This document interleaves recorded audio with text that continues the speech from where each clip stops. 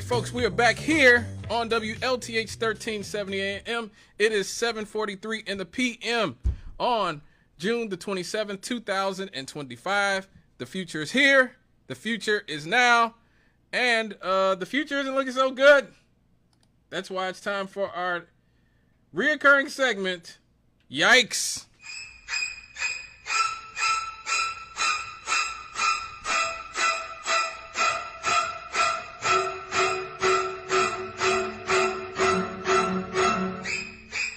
Yeah.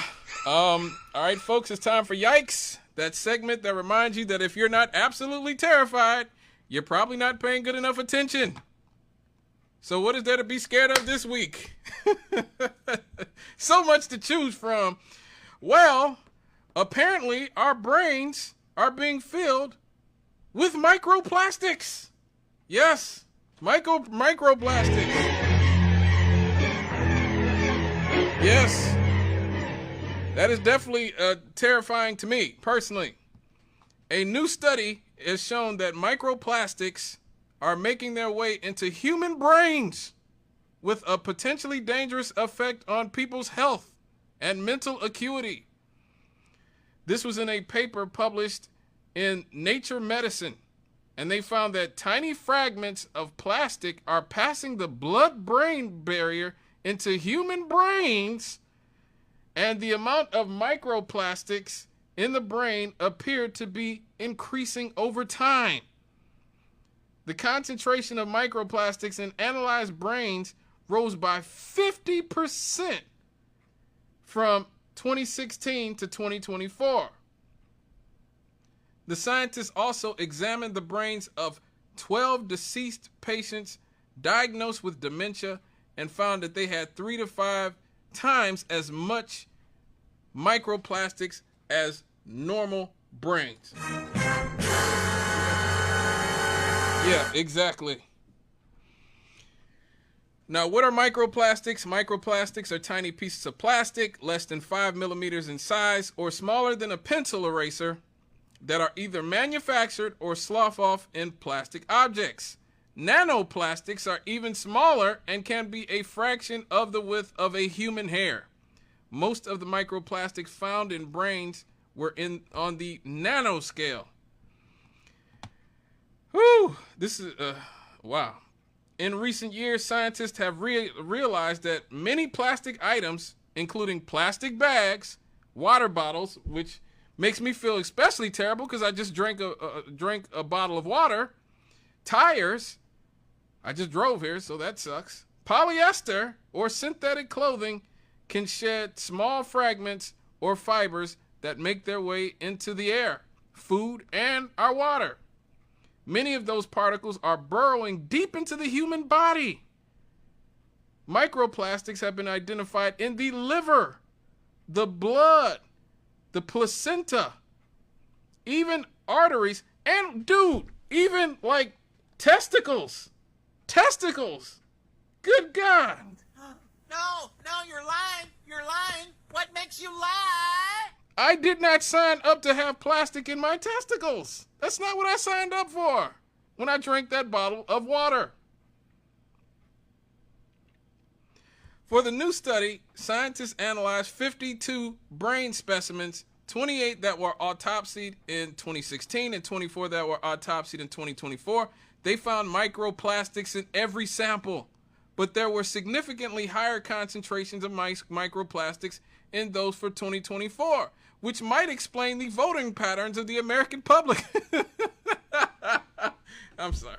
I'm just joking, y'all. But still, I mean, you guys have it coming. The people you elect are trash. That's all I'm saying.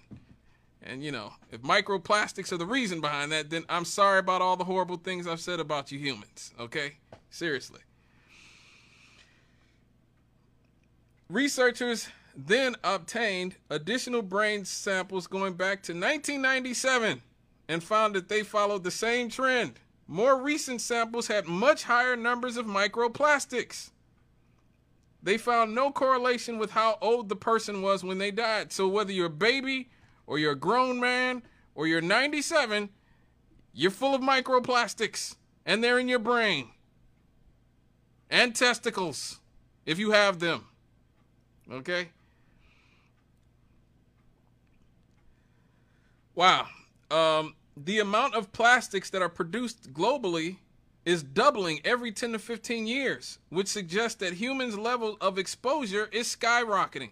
To see it go up 50% in 8 years in human organs, that is in line of what we're seeing in this environment. Wow.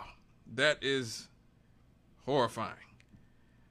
The researchers estimated that the average brain has about 7 grams of microplastics in it, or a little more than the weight of a plastic spoon. But they concluded that that could be an overestimate, as some other particles in the brain can resemble microplastics. Well, what other particles would those be? It does not say. Okay. While it is not the first time researchers have found microplastics in the brain, the new study shows that the pieces of plastic are reaching deeper into the frontal cortex. Last year, a group of researchers found microplastics in the olfactory bulb of the brain that processes smell. The particles were present in 8 of the 15 brains studied. Other scientists have used mice to show how microplastics in the brain could affect health and found troubling signs. In one study from Ross and another from the University of Rhode Island researchers, mice were given water laced with tiny polystyrene particles, the same type of plastic that is used in plastic foam and yogurt containers.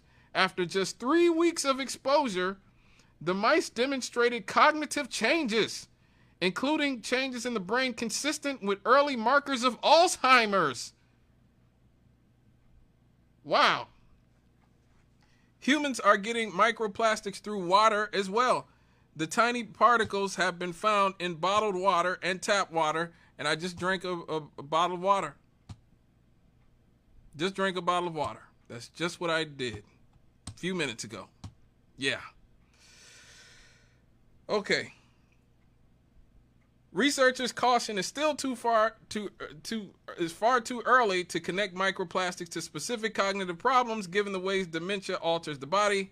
Patients with dementia have weaker blood-brain barriers, they warn, and have a harder time clearing toxins from the brain. In human brains, therefore, the high number of microplastics could be an effect of dementia or Alzheimer's rather than the cause. So they're trying to hedge their bets here. There is no known way to deliberately remove microplastics from your body, but here's what you can do. You can eat well, eat healthy with fresh organic foods, fiber, and salad.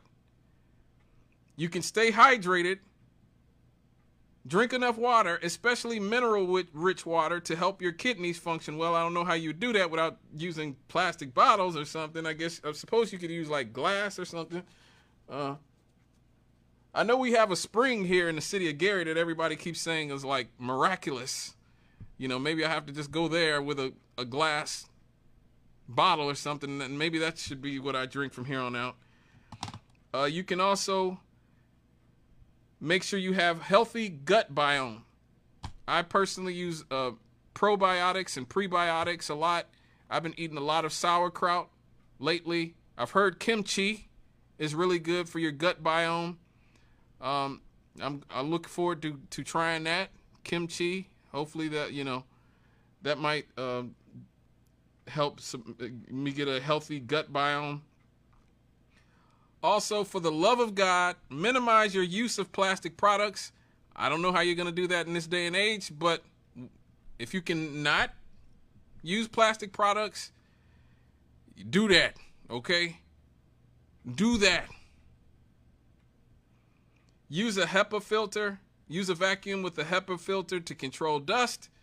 And this is one of my main pet peeves right here. Microwaving plastic bowls and plates. I'm telling you, like, I always get on my family about this. I use Pyrex. I use Pyrex glass for everything I microwave as much as I can. Putting plastic in the microwave, you're literally poisoning yourself. That's literally what it is. If you can, they make microwavable plastic. They make microwavable plates. I actually bought some plates recently that were wheat straw, not made of plastic. But I buy glass bowls and glass Pyrex ware. I use that as much as I possibly can. I try to drink out of non-plastic containers as much as I possibly can. But mostly, you just gotta pray. You just gotta pray, folks. There's not a whole lot you can do.